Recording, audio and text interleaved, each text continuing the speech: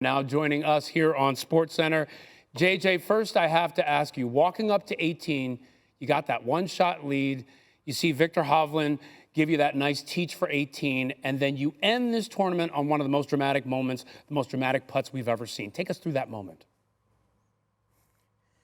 Yeah, it's all a blur and surreal for me, actually. I just knew, I didn't really look at the leaderboard, so I didn't know what I had to do specifically, but I just wanted to execute how I intended to, not knowing where I was. But yeah, I was just thinking, just hit good pace, give yourself a chance at a nice two-putt, a good lag, essentially, and I got a little bit more than that, a nice little 64-footer to win the U.S. Open.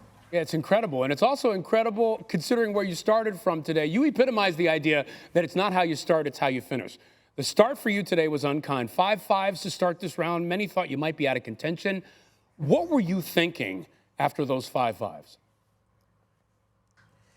I was thinking, am I ever going to make a damn par? But that's the U.S. Open, and that's a venue like Oakmont. That's what it does. But my caddy did a great job of telling me, everyone's going to go through these stretches, whether it was Thursday or Sunday. So I dug deep as best as I could, and knew that there's so much golf left, and it's such a big major like this that anything can happen. So I just tried to keep myself in the mix as long as I could. And then play is suspended. Look, we've seen with athletes what kind of effect it has, the weather, when you have to sit for an hour and a half or so. What effect did it have on you? Because after the suspension of play, you really seem to be on fire in many ways. Yeah, I looked at it as a benefit, as a good thing. The same thing happened to me at the Players' Championship this year, where I was leading going into Sunday, and I was struggling on the front nine, and then we had weather come through where we had actually more of like a 3-hour delay, but then I came back out on the back nine and ended up tying Rory McIlroy for the lead and getting into a playoff. So when we heard that horn, me and my caddy looked at each other and we're like, all right, we know what's coming next. And went inside, reset. I changed my entire outfit. I wanted to feel like a completely different person when I went back out there, and learned from my experience at the Players that I can still do this. So I was happy to go back out and execute all the shots. Wow, nice. Who knew a wardrobe change could help you win a U.S. Open? That's quality. All right, now, I want to ask you this. Your girls, Emerson and Violet, they were there to help you celebrate. Your day, you started the day at 3 a.m., as I understand it, going to CVS because one of them was throwing up. I just have to say, as a dad, this is like the ultimate dad moment. How did you manage that and then manage this win today?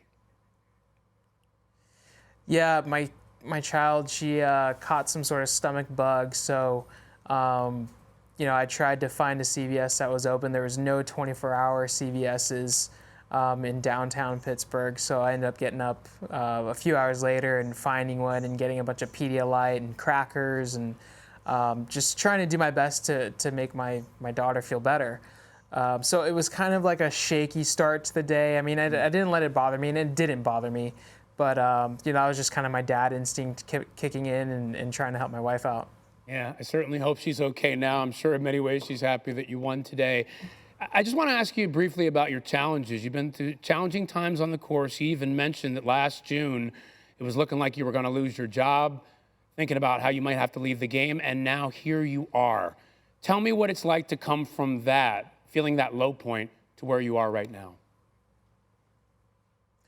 Yeah, it just shows resiliency in myself, that the power of self-belief can really push you a long way, and honestly, like to never give up, because that's just kind of the old adage, never give up, never quit. And even though sometimes you feel like you want to, I'm just so glad I didn't. But just a little bit shift of perspective was able to kind of push me through into where I am now.